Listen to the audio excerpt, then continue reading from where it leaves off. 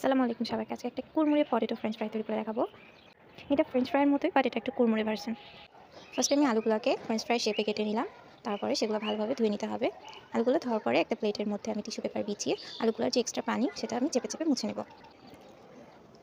চেপে চেপে মুছে নেওয়ার পরে আমি সেটা একটা পাত্রে রেখে দেবো। এবার এর মধ্যে নিয়ে নিচ্ছি লবণ, পরিমাণ মতো মরিচের গুঁড়ো আর কর্নফ্লাওয়ার। কর্নফ্লাওয়ারটা আপনারা চাইলে স্কিপও করতে পারেন।